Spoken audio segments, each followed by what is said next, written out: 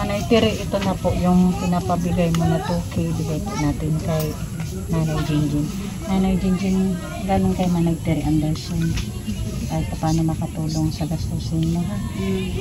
Ano masabi mo kay Manay Tiri Anderson? Salamat sa nibulig sa kubata kay patay na. Amin ni papay mulungon. Ay naman pag-aro kay. Ano ba pag-ano?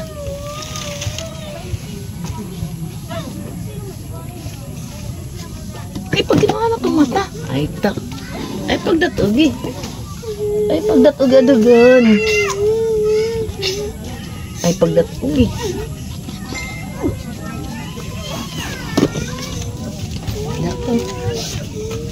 Acceptance lang talaga. Doon tayo magsisimula. Isipin mo na lang na siguro kinuha siya ni Lord kasi hindi pa talaga siya para sa inyo, ha? Hindi, bili niyo ng ano pati, ano. Jinjin, adi mo lang kay Amba Dewi the Great. Idagdag mo dyan sa ano mo. Pasensya ka na dyan, ha? Oo. At nakikiramay yung buong team. Good morning po sa ating lahat. Subscribe po natin. Ednat Mundor. Kalinga partners mga kaibigan sa Samar. Northern Samar. Ayan. Salamat po mga kalingap. Thank you po, Kuya Val. Salamat. Sa bawat sulok ng Northern Samar, may kamay na handang pumalalay. Joey the Great at kanyang kasama. Kasama sila at Nakaloyanski TV, Nelson TV, officially Mitch TV. Good afternoon mga kanainay. So dito kami ngayon, ang buong team. Kompleto kami ngayon mga kanainay. Nakakatuwa. Dito kami sa barangay Kawayan. Barangay Kawayan. Hindi, iba to sa Buringon. Sitio Kawayan. Ayun mga kanainays, puntahan natin si Bibi Sutia. Kasi kagabi na bisita namin siya sa hospital. Pero nakakasad na balita. Kaya puntahan natin siya ngayon. Andito na sila sa kanila. Thank you mga kanainays. Samahan niyo po kami mga Kalinga partners. Andito tayo mga kanainays. Kanina, anong oras na Merry Christmas sila nakauwi kanina? Madaling araw po. Madaling araw? Mga 1 o'clock ng 1 na madaling araw? Oo. So, puntahan natin Merry Christmas. Uy. Awasan? Doon ako po. Sana lang po kayo madilim doon. Okay. Ora may pa-check up dayon. Saan ba didila? Sige lang, likod ka dito, mas makapay. Sinukad man sa doktor mo. Sinukad sa doktor. Pagilong tamang kun siya na ano. Agad dahilot dito itong pwede. Kay bata. So sige nanay, go. Basta Nanay Jinjin. Anong oras kayo nakauwi kanina? Kagabi po kami abot. Alas 12 na kami nakauwi. Nanay Jinjin, gusto ko lang malaman kung ano yung sinabi sa inyo ng doktor pagdating niyo doon. Anong problema ni Baby Sophia? Ang sugal na niya, inukuan mo ko no, hilot na di ka na kung ko na dili ang dugo na binagtik tapos Nagka-blood clot siya. Tapos kauri ko makahinga mo na namatay siya. Na-explain mo yung binagtik. Malalim yung nawaray. Blood clot. But na ano ba siya na Jinjin? Anong pagkasabi ng doktor? Nagka-fracture ba siya dito? Yung kuwan niran, ang mga dugo nga din na mga kuwan na sa tubo. May nakuha sila doon. Pinahilot niyo talaga si Baby Sophia? Pinahilot ako ba? Pinahilot? Ilang beses pinahilot si Baby? Sa iwad. Then pagkatapos nun saka siya medyo umiba yung pangaramdam niya. Bakit mo pinahilot na Jinjin? Kaya ang baga man yung lupo. Nag-fever ba siya noon? Yung mga time na yun? Kahapon, tinigda ala. Nung after mo mapahilot, or bago mahilot, may ano ba siya? May lagnat siya? Waray. Kasi na. Maupay la siya. Sako. So yun yung pagkakasabi ng doktor sa inyo. Oo, ang bago. Yun yun. na kuno. Nagka-fracture sa dibdib.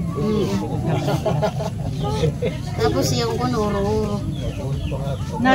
Na-dehydrate din siya sa ano? Nag-uro-uro kuno kay ilagin kuno din umab. Nagsugat ang doktor. Ungab. May kuno din umab tapos din malayo. Sa mura mo kuno pa ka uro ang bulan nila. Hindi nakakapop si si Bibi nung Bibi Sofia nung dito sa bahay, hindi siya nakakapop. Sige lagan niya sito na uro. Sige lang niya uro sige tapos pag indaran na tinigdan na siya. Ngayon makahingan ba ko si Ninang dinalaga dahil ni Ninang sa ospital. Ilang araw siya dito sa bahay na nag-LBM. Sayo bugal ko kagabi. Nag-uro siya. Ikaw na kuman lang nga nag-iinuro la siya. Ano yung asawa? Asan si Mr.? Ato nagpapabalyo kape. Kay Bumili daw ng kape. Kay kwento nagtatrabaho. Kape. Ayan mga kanay-nays kalinga partner, si Bibi Sofia po kung napuntahan nyo yung upload ko last week. Siya po yung si Bibi Sofia na minsan tinapik ko 2 beses sa live para humingi ng tulong kasi nga nung unang punta ko dito nakita ko talaga si Bibi Sofia na need niya talaga mapatinginan sa doktor kasi nakita po namin na parang hirap po siya huminga.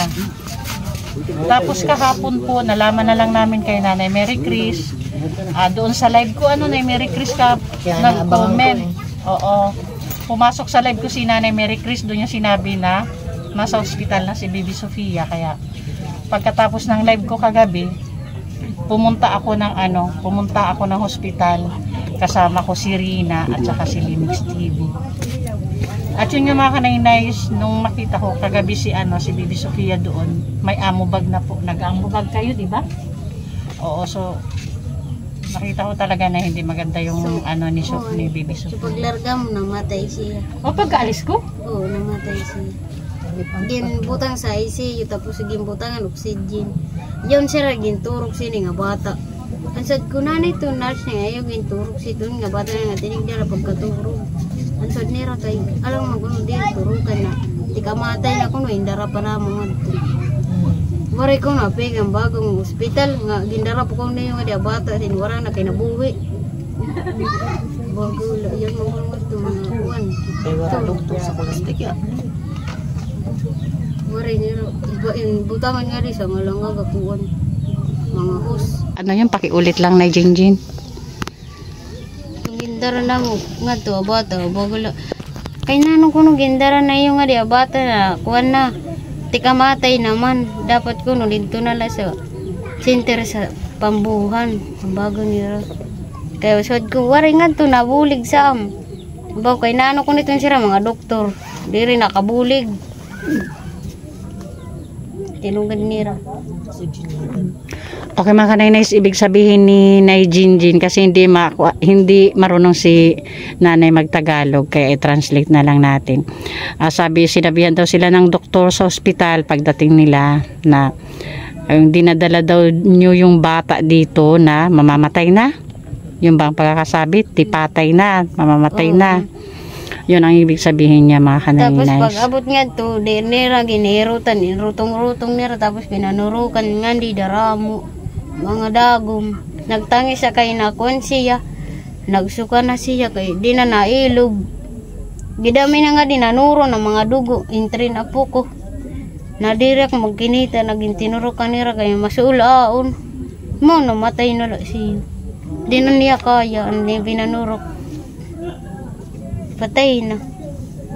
Nag-ilang oras kayo sa hospital mula nang pumasok kayo bago siya nawala? Kun magabot 7 hours. Ilan? Paglarga mo nga to. Patay dayon siya. Pagkaalis ko, saka siya nawala. Tapos ginlipat kami nga to sa room nga sayo. Ang bago nga dikit ko sa ICU yung bata tipatay no. So pag alis ko, naipasok pa siya sa ICU o hindi na? Na kumpanay sulod pa siya, nagininhawa pa siya dikan nagmata siya, nagtangis nagsud siya ma. Basod ko man na nitong baby tapos inturukan dahil siya na rin. Bagay ko na pagpuruta kay tuturukan tayong bata. Nagmata pagad siya. Sa ICU na siya nawala. Oo, tapos inturukan nila na yun man nahinga turog na. Wala na sa ibalik. Okay, Nanay Jinjin, ano pakiramdam mo ngayon? Sulak dugon. Kaya kun mo nirok bata. Masakit daw yung dibdib niya. Siyempre normal yan, mga kanay-nays nanay yan. Kung napanood nyo yung unang vlog ko, yun yung sinabi ko na sa murang edad ni Nanay Jinjin, nakita ko yung pusong nanay talaga umusbong at naging matured na po siya nung magka-baby siya. Kasi sa edad, ilang taon ka na ngayon, Nay Jinjin? 19. 19. Sa edad niyang 19, mga kanay-nays, nung interview ko, tinanong ko siya kung ano yung hihingi niyang tulong if ever na mabalikan ko siya. Una, ang bilis ng sagot niya para sa anak niya. So sa murang edad niya nakita ko talaga ang pagiging nanay niya. Kaya normal lang yan na talaga masasaktan si Nanay Jinjin. Pero nanay, may advice lang ako sa iyo ha. Ang makakapagpaluwag ng pakiramdam mo, ng dibdib mo, yung tanggapin mo dahan-dahan na wala na talaga si Baby Sofia, ha Nanay Jinjin? Kasi doon ka lang magsisimula. At nga ni kahapon yung binumbang kay kao na kubuhi. Kay wari ba nag-istorya sa doktor. Ansa inisgan ako la ang bago la. Kay nanong baga yung binumbang mo pa bata si patay na. Ang baga ko kay sarabutan ko mamba wa manak niyo sugara nga patay na. Mga naging bumbang, yung binumbang ko kay kahon ako buhi pa. Nag-ambubag ka pa. Oo, kay kala ko, kumpa, buhi pa kay umanak nira sumati nga patay na. Kung ginsumata nak nira ko di ako ta nagbibinumba na sitong to nagsinugan na nga to. Doon na sa ICU, sa loob ng Oo. ICU. Mukore nga kamutangan nga to. Di rin pa panginano ngayon na bata pagpatay na. Inwalit na lang nga to sa ligid ako na lang nagpuro. Paano winwalit? Ano yun? Paano ginwalit? Ito, ginsugad ba nga to, di kang pinakulob siya. So, dadan ako nito niya to sa iyo, kay patayin ako no. Pinakulob nira, tapos kuhan, nagsuka siya dun, dugo. Tinapuhang ko. Wala nira, hiro, tibuwi, gad ko, tawa niniro ta nira. Ang mga dugo, naingkuha nira, dami. Nanay Jinjin, yung mga injection na binibigay kay Bibi pagpasok nyo, sa tingin ko yun, kailangan talaga yun kasi may mga gamot yun na ibibigay sa baby. Kaya nanluom man siya. Oo, normal lang yan kasi si Bibi kasi talagang may problema na sa health ni Baby.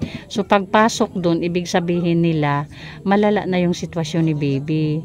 So yung mga turok, yung mga injection, normal yan Nanay Jinjin ha, para mabawasan yung isipin mo ha. Normal yan kasi minsan doon sa swero nilalagay yung gamot, minsan naman direct. Ano ngayon ang plano ay Jinjin? Kay kuhan. Anong plano nyo? Kailan ang ni Baby Sofia? Lunis, impapaimuan na kuhan, lungo niyan. Yan. O kasi ang baby, dapat 24 hours lang yan kasi hindi yan iniimbilsa mo. Karag kuhan, idiri pa si baby, hindi ka. Ha? Hindi yan pwede Nanay Jinjin kasi hindi okay sana kung matanda na malaki na kasi pwede mong paanuhan ng maimbalsa mo yan. Hindi pwede kasi baby pa. So kailangan tanggapin mo yan na yun talaga. Anak ko nga palit sa kanya nga mga pampers nawara tigda. Saan napunta nga pampers? Ambot ko na ngayon, nakaon man sa bagdiyang kamatay niya, nawara man liwat. Nakaon ka naging butang sa silpin tapos namatay siya, nawara man liwat ito. Ang gusto na ina. Di ko na maimdan. Okay, Nay Jinjin, hindi ko napatagalin ha. Nandito ako kasi may nagpaabot ng sa atin. Pagmamahal para kay Baby Sofia.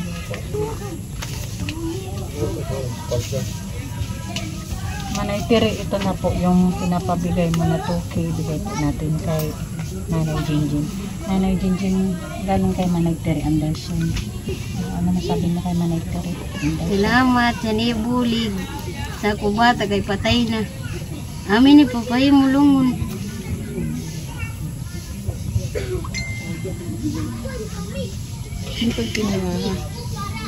Oh, ay naman pag-aro kay.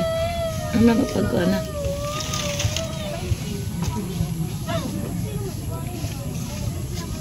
Ay, pag ginawa na itong mata. Ay, tak. Ay, pagdatugi. Ay, pagdatugi adugan. Ay, pagdatugi.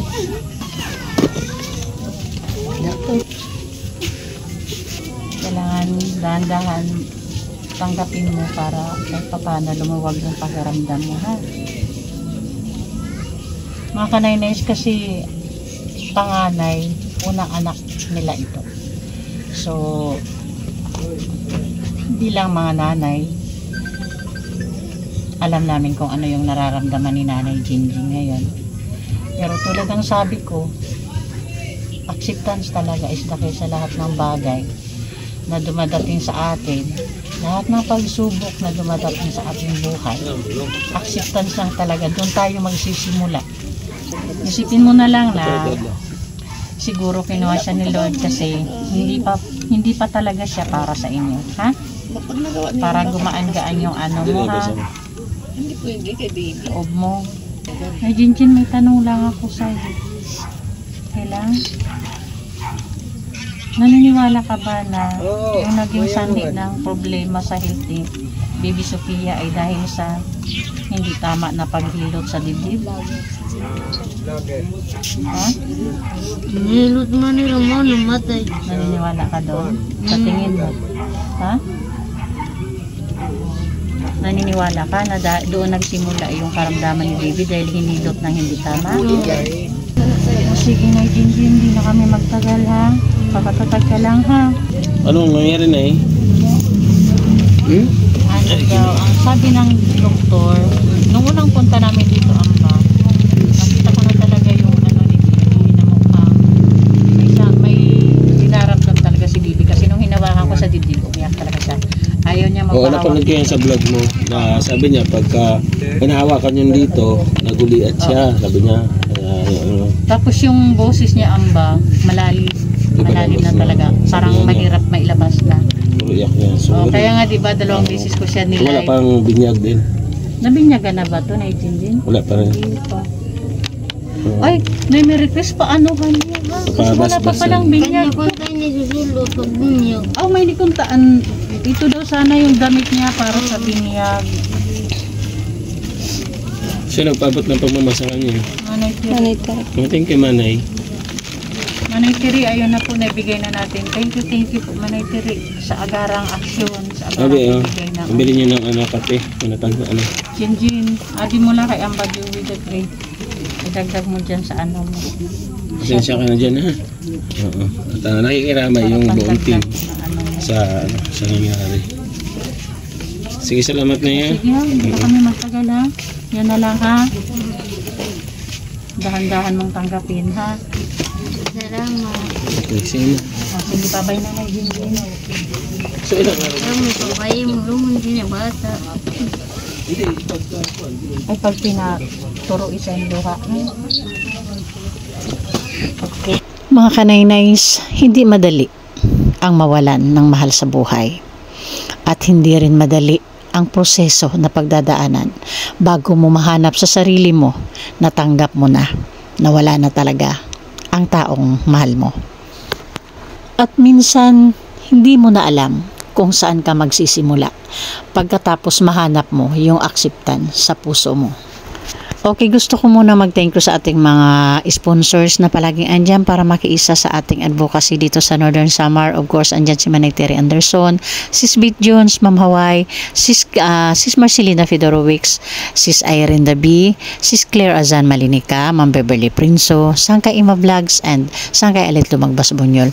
Thank you po. At syempre po, pasupport din po ng ating ama ng Kalingap, Kuya Val Santos Matubang, Ate Ina Vlogs, and Kalingap Rab para po sa patuloy na paglingap. At palambing din po, please support the Great Team Morainon, headed by our Amba Dewi the Great. Ang inyong lingkod po, Kanay-Nays Edna Condor, Yansky TV, Nelson TV Official, Limix TV, and Rina TV Official. Of course, Biyahing King. Thank you po.